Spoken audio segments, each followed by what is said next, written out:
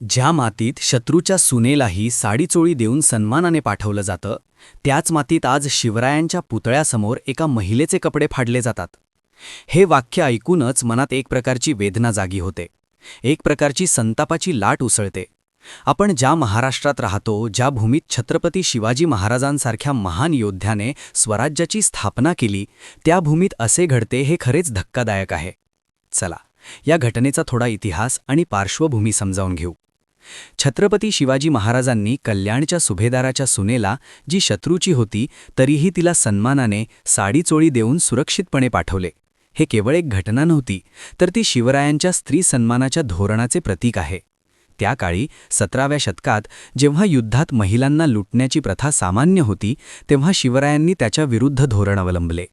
त्यांनी आपल्या सैनिकांना स्पष्ट आदेश दिले होते की कोणत्याही स्त्रीवर अत्याचार करू नये, तिचा अपमान करू नये. हे धोरण इतके कठोर होते की जो सैनिक या नियमाचे उल्लंघन करेल त्याला कठोर शिक्षा होई. उदाहरणार्थ, कल्याण जिंकल्यानंतर सुभेदाराची सुनेला पकडले गेले, पण शिवरायांनी तिला आदराने वागवले आणि तिच्या घरी सुरक्षित पाठवले. हे कृत्य केवळ मानवीयता दाखवते नाही, तर एका महान राजाच्या नैतिकतेचे दर्शन घडवते. आता या घटनेचा उल्लेख करून मी सांगतो आहे की हीच ती माती आहे, हीच ती भूमी आहे जिथे असे उच्च आदर्श होते. पण आज 21व्या शतकात 2024 मध्ये शिवजयंतीच्या दिवशी बुलढाण्यातील चिखला गावात शिवरायांच्या पुतळ्यासमोरच एका महिलेचे कपडे फाडले जातात. हे कसे काय घडू शकते? हे एका घटनेचे वर्णन नाही, तर समाजातील खोलवर रुजलेल्या विकृतीचे लक्षण आहे. चिखला गाव, लोणार तालुका, बुलढाणा जिल्हा. हे गाव छोटे आहे, पण या घटनेमुळे ते आता अन्यायाच्या चिखलात रूपांतरित झाले आहे. 19 फेब्रुवारी 2024 शिवजयंतीचा दिवस. संपूर्ण महाराष्ट्रात उत्सव साजरा होत होता. लोक गुलाल उधळत होते, जय भवानीच्या घोषणा देत होते, शिवरायांच्या पुतळ्यांना हार घालत होते. पण चिखला गावात काय घडत होते?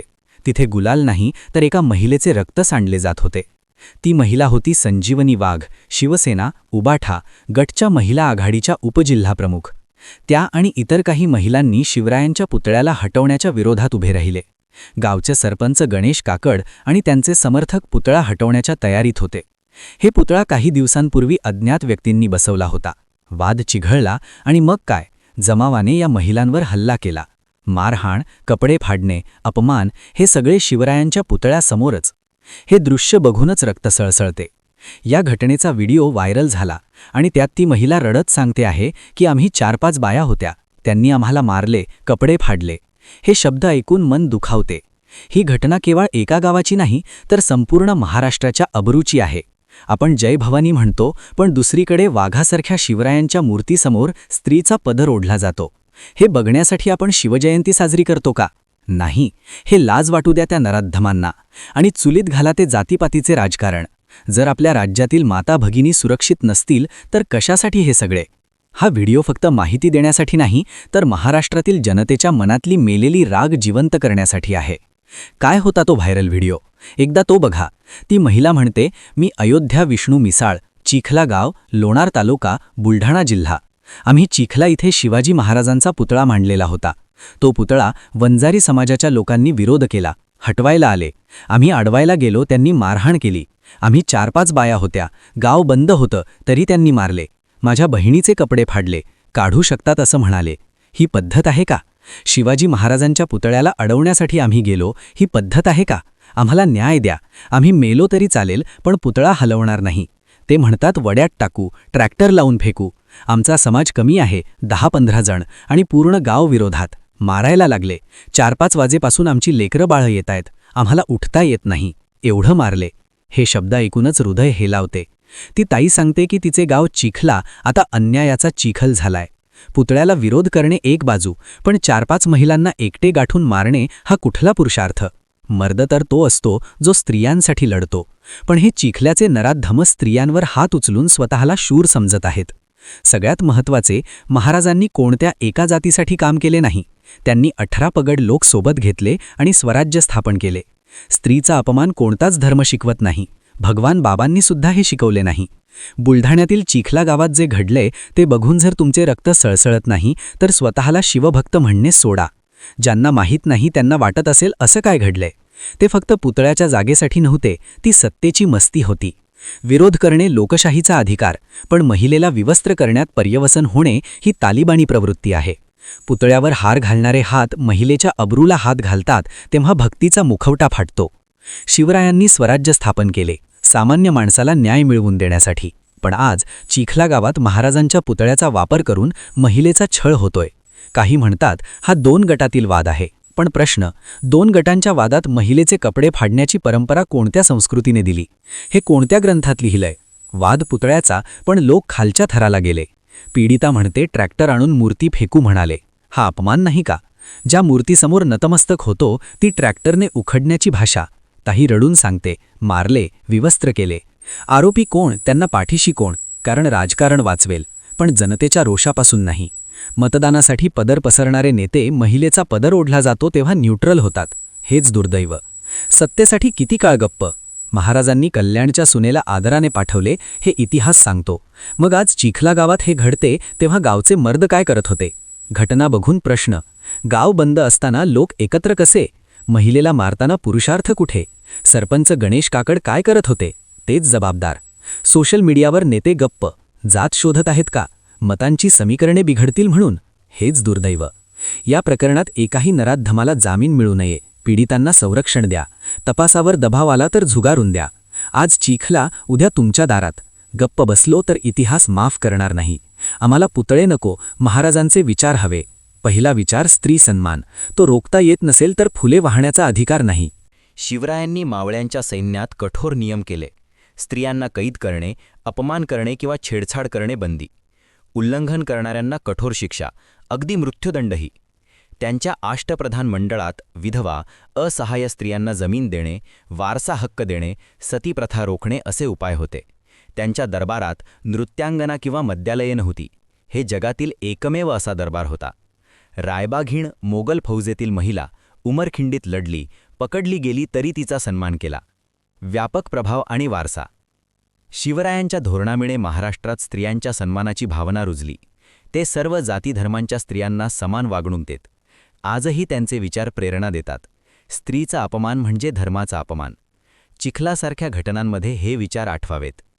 शिवराय म्हणतात, स्त्री ही भवानी आहे. त्यांच्या विचारांचे पालन केले तर समाज खऱ्या अर्थाने प्रगत होईल. जय भवानी, जय शिवराय.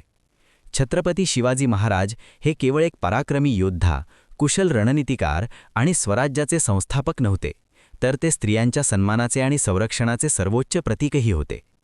17व्या शतकात जेव्हा युद्धात स्त्रियांना लुटण्याची, अपमान करण्याची किंवा गुलाम बनवण्याची प्रथा सामान्य होती, तेव्हा शिवरायांनी त्याच्याविरुद्ध कठोर धोरण अवलंबले.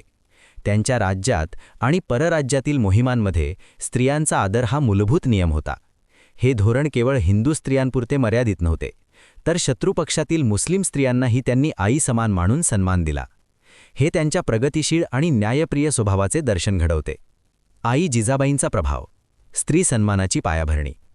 शिवाजी महाराजांच्या स्त्री सन्मानाच्या विचारांची सुरुवात त्यांच्या आई जिजाबाईंकडून झाली. जिजाबाईंनी शिवरायांना लहानपणापासून रामायण, महाभारतातील नायिकांच्या कथा सांगितल्या. सीता, द्रौपदी यांच्या सन्मानाचे महत्त्व, त्यांचा अपमान करणाऱ्यांचा नाश. जिजाबाई स्वतः एक बलवान आणि बुद्धिमान महिला होत्या. त्यांनी राज्यकारभार, लष्करी निर्णय आणि स्वराज्याच्या स्वप्नात महत्त्वाची भूमिका बजावली. शिवरायांनी आईला सती जाण्यापासून रोखले. ही त्या काळातील सामाजिक क्रांती होती. जिजाबाईंच्या शिकवणीमुळे शिवरायांच्या मनात स्त्री ही माता, बहीण, पत्नी किंवा कन्या या नात्याने नव्हे, तर स्वतंत्र व्यक्तिमत्व म्हणून आदरास पात्र आहे हे रुजले. कल्याणच्या सुभेदाराच्या सुनेची घटना. इतिहासातील अमर प्रसंग. 1657 मध्ये कल्याण किल्ला जिंकल्यानंतर शिवरायांच्या सैनिकांनी सुभेदार मुल्ला अहमदच्या सुनेची किंवा सुनेसमान स्त्रीची कैद केली. ती अतिशय सुंदर होती. त्या काळात अशा कैद स्त्रियांना अपमानास्पद वागणूक मिळत असे. पण शिवरायांनी तिला पाहताच आई समान मानले. त्यांनी म्हटले, जर माझी आई इतकी सुंदर असती तर मीही इतका देखणा असतो. त्यांनी कोणत्याही प्रकारे तिला त्रास नाही दिला. उलट साडीचोळी, दागिने देऊन सुरक्षितपणे तिच्या घरी पाठवले. ही घटना मुघल इतिहासकार खाफी खान यांच्या मुंतहब उल लुबाबमध्येही नोंदवली गेली. त्यांनी लिहिले की शिवाजी महाराजांनी मुस्लिम स्त्रिया आणि मुलांचा सन्मान केला, कैदेत ठेवण्यास बंदी घातली. सखोजी गायकवाड प्रकरण. न्यायाची कठोर अंमलबजावणी. 1678च्या सुमारास सावित्रीबाई मल्लाबाई देसाई यांनी तक्रार केली की सखोजी गायकवाड म्हणजे शिवरायांच्या पत्नी सकवारबाईंचे भाऊ यांनी युद्धात स्त्रियांचे अपहरण केले, रात्रभर डांबून ठेवले आणि थप्पड मारून सोडले. शिवरायांनी आपल्या सख्ख्या मेहुण्याला बोलावले. तक्रार खरी ठरली तर तापलेल्या सळीने दोन्ही डोळे काढण्याची शिक्षा फरमावली. हे दाखवते की अपराधी कोणीही असो, स्वकीय असला तरी स्त्रीचा अपमान माफ होत नव्हता. यादवाड येथे आजही शिवरायांच्या शिल्पासमोर सावित्रीबाई बाळाला मांडीवर दूध पाजताना दिसतात. लष्करी आणि प्रशासकीय धोरणे. स्त्रियांचे संरक्षण. शिवरायांनी मावळ्यांच्या सैन्यात कठोर नियम केले. स्त्रियांना कैद करणे, अपमान करणे किंवा छेडछाड करणे बंदी. उल्लंघन करणाऱ्यांना कठोर शिक्षा, अगदी मृत्यूदंडही. त्यांच्या अष्टप्रधान मंडळात विधवा, असहाय्य स्त्रियांना जमीन देणे, वारसा हक्क देणे, सती प्रथा रोखणे असे उपाय होते. त्यांच्या दरबारात नृत्यांगना किंवा मद्यालये नव्हती. हे जगातील एकमेव असा दरबार होता. रायबाघीण मोगल फौजेतील महिला उमरखिंडीत लढली, पकडली गेली तरी तिचा सन्मान केला. व्यापक प्रभाव आणि वारसा. शिवरायांच्या धोरणामुळे महाराष्ट्रात स्त्रियांच्या सन्मानाची भावना रुजली.